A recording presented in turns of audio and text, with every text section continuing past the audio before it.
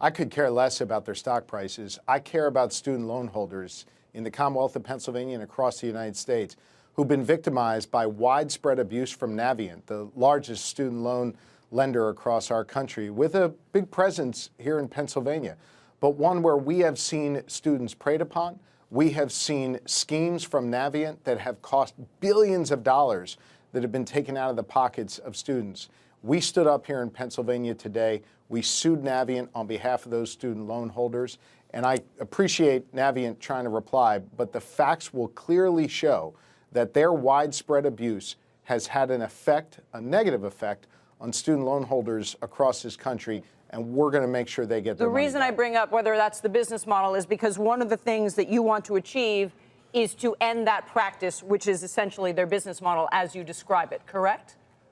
We want to change corporate behavior. We want to make sure that the scales are tipped in favor of the students, in favor of those who hold the loans. We want to make it so that companies like Navient can't use subprime loans in order to scam these students, these loan holders, out of their hard-earned money.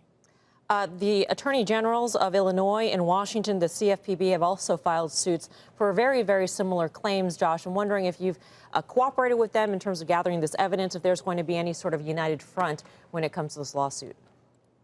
I think Navient should expect a united force going against them based on their widespread abusive practices. I'm filing this suit now after a long investigation here in Pennsylvania, based on the fact that they have a large presence, Navient does, in Wilkes-Barre, based on the fact that they've affected thousands of Pennsylvanians and tens of thousands across the country, and frankly, based on the fact that the federal government is standing down when it comes to protecting student loan holders, and therefore we have to fill the breach and stand up. That's why I filed this suit today in Pennsylvania. Mr. Shapiro, Michelle has the full complaint there. I'd just ask that briefly, if you would zero in on what you think the most egregious abuse was and why it is bad or wrong. Just give me the top one that that you think is most at the heart of this case.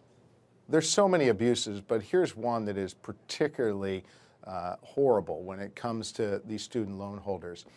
Navient had a program where you could actually repay your student loan based on your earnings, right? And instead of steering these student loan holders toward that, they instead put them in a risky scheme where they jacked up the interest rates, and ultimately that scheme cost student loan holders $4 billion.